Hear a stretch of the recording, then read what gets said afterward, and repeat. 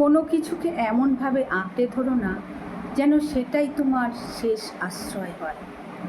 জগৎ সংসার সর্বদাই পরিবর্তনশীল, মানুষের চিন্তাভাবনা সর্বত্রই পরিবর্তনশীল। আজ আপনার কাছে যা ভালো লাগছে আগামীকাল তা ভালো নাও লাগতে পারে। আজ আপনি যে জিনিস পাওয়ার জন্য পাগল হয়েছেন হয়তো দুদিন পরে সেদিকে আপনি আর ফিরেও তাকাবেন না।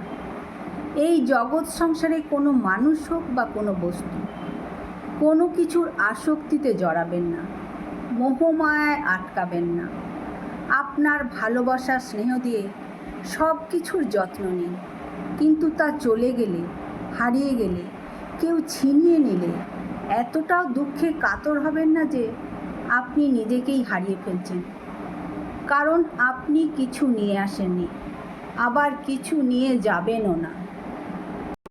ভালো কাজ করুন, নিজের যত্ন নিন, নিজের উন্নতিতে ফোকাস করুন, পরিবারের যত্ন নিন, সমাজের জন্য কিছু করুন।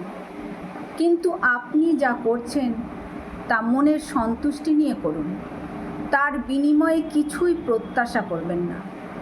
ছোট ছোট বিষয় নিয়ে যখন ক্ষোভ, দুঃখ, অভিযোগ, অনুশোচনা করবেন তাতে আপনি দুঃখী হবেন। তাই সুখী হতে চাইলে মোহমায়ায় আটকাবেন না, মোহমায়া থেকে মনকে মুক্ত করুন। মন হালকা থাকবে, শান্ত থাকবে।